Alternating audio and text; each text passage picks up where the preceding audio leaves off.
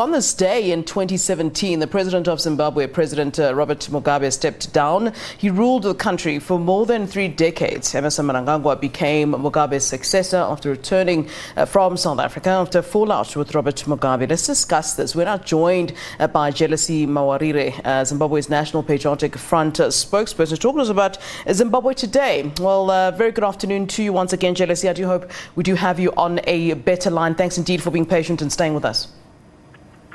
Good afternoon, Flo. Jealousy, it's 4 years on, and I mean, how is Zimbabwe? You know, it seems that things are not actually better in Zimbabwe today. I know that you earlier, when we were trying to speak in the last hour, mentioned that in fact it seems that things are worse off. Yeah, they are worse off. We have moved from a quasi-political from a quasi-military government in 2017 to a fully fledged military junta post-November 2017. And that has resulted in the shrinking of democratic space.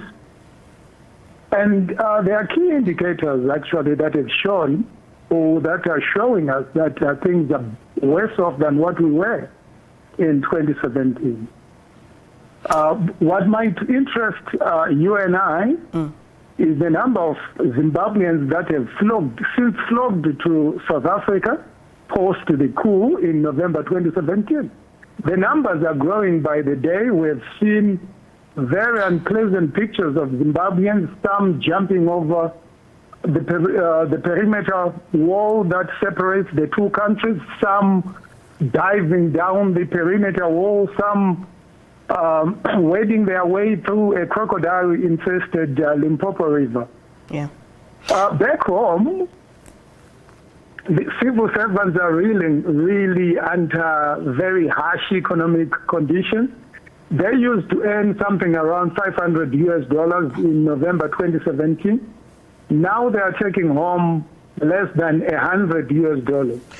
Yeah, Jealousy, from what you're saying to me, you know, it really does seem to me that the current president, Mnangagwa, has not delivered on what he had promised, and certainly many Zimbabweans had a lot of hope that, you know, the incoming president was going to. Yeah. But let me just finish, sir. So, you know, the people of Zimbabwe, they were able to, as a collective will, the will of the people was able to then eventually remove President Robert Mugabe. Now that you know that you as a people are strong enough to unseat a president, a long-standing president, and at that, why are you not able to push for what President Mnangagwa promised? And if he doesn't, indeed hold him accountable, as you did with former president, late President Robert Mugabe.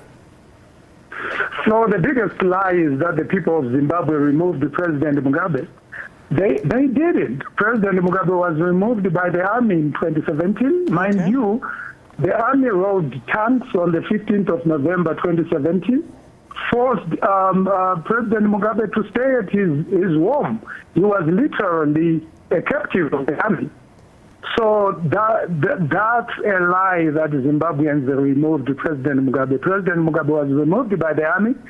The same army installed Emerson Mnangwanga, and they ensured that he still remained even when he lost the elections in 2018. Because the primary reason for the coup in 2017 was to avoid an electoral law by ZANU-PF. That's clearly stated in the coup minutes that the army generals provided. That's a public document. They stated clearly that they were stepping in to take over ZANU-PF, take over government, and to take over the state in order to avert an imminent ZANU-PF electoral loss in 2018. So the lie that President Mnangagwa and his junta government has been peddling, that the people of Zimbabwe removed President Mugabe, does not stick, because what happened in November 2017 was a coup, and the people that removed President Mugabe was not the general Zimbabwean. It was those that had guns, those that had military terms. Okay. Well, I mean, I see that the debate on whether or not the events were a coup or not are still there, and I suppose then for the purposes of our conversation is quite immaterial then. The President Mnangagwa, we're still speaking about the fact that he's at the helm right now. So let's then talk about the future then of Zimbabwe, given that this is where you are. Whether or not we're talking about President Mugabe having had to step down by means of coup or not, doesn't matter. Besides, he's now late.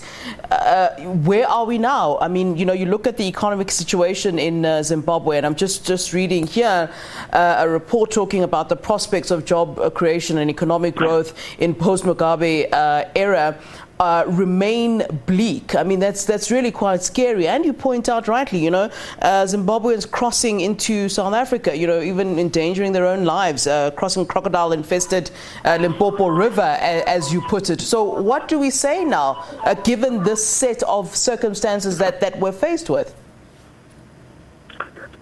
Yeah, I think the bottom line is to first of all realize that what we have is a military government, and how do you tackle a military government?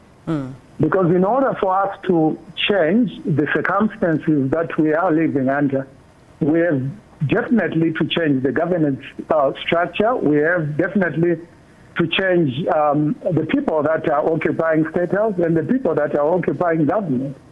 And the biggest change, right? The biggest challenge right now is how to change a military government through civilian means. Because the people, mind you, on the 1st of August 2018, when the people of Zimbabwe tried to demonstrate, still reeling under the euphoria that they demonstrated to remove President Mugabe, they demonstrated on the 1st of August 2018 in order to force the Electoral Management Board to release presidential elections results. And they were shot in broad daylight by live ammunition by our own soldiers. So that's the sort of environment that we are operating in.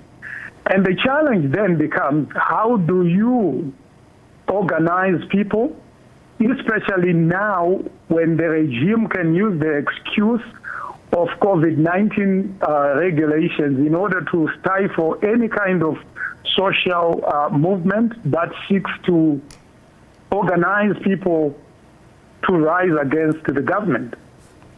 So the situation is really dire, and we thought our neighbors, the regional organizations that we have like SADC, the AU, were really going to buy into our argument that what happened in 2017, and I'm really pained that you said at the top of the show that it's immaterial whether President Mugabe was removed by a coup or not.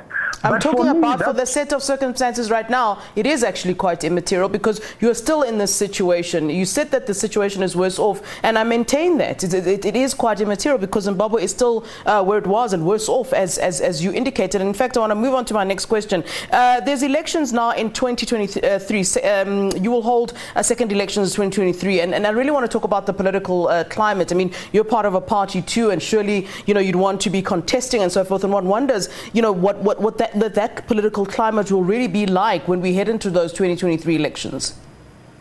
Yeah, but you see, that would be very difficult to discuss the 2023 elections if we can't discuss that what happened in Zimbabwe was a coup in 2017. I didn't say we can't discuss it, but I'm saying let's move our conversation forward, sir.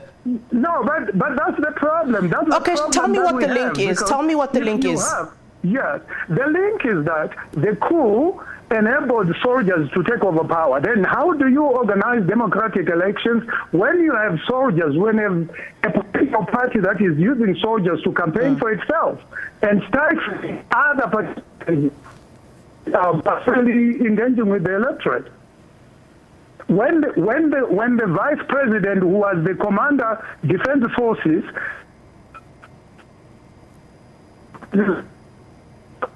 and we change it in order to make sure that it favors us.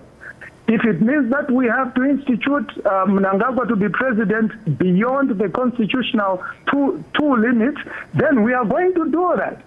And there have been also talks that they wanted to change even the constitution to raise the lower age limit for the presidential candidate in order to disqualify younger presidential aspirants.